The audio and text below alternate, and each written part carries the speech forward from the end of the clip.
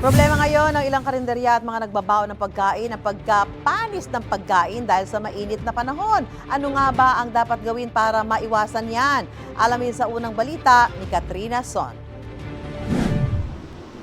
Laking tipid sa rider na si Amador na nagbabaon siya ng ulam at kanin.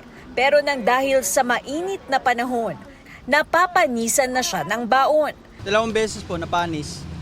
Kasi busy kami sa kalsada. Kaya sa karinderya na muna siya kumakain. Pero kahit sa mga kainan, problema rin ang init.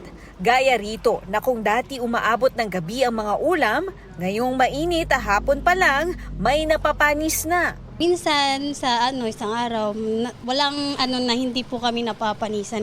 Hindi raw talaga maiiwasang mapanisan ang pagkain sa matinding init ayon sa isang doktor. Mas mabilis mabulok o mas mabilis na mapanis kasi dumadami agad yung bakterya. Delikadong makakain ng panis. Maaari itong magdulot ng pagdurumi, pagsusuka at pagkahilo. Kaya dapat tama at malinis ang preparasyon ng pagkain. Maging mapanuri sa mga kakainin at kakainan. Lagi nga nating sinasabi na keep hot foods hot and cold foods cold. Dahil nga dapat nasa tamang temperatura sila pagka isoserve natin. Kasi maaari magkakaroon tayo ng mga bacterial overgrowth.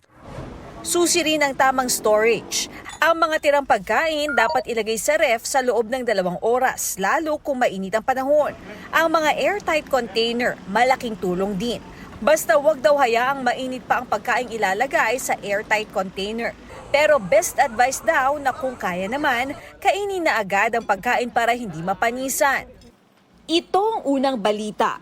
Katrina Son, para sa GMA Integrated News. Gusto mo bang mauna sa mga balita? Mag-subscribe na sa GMA Integrated News sa YouTube at tumutok sa unang balita.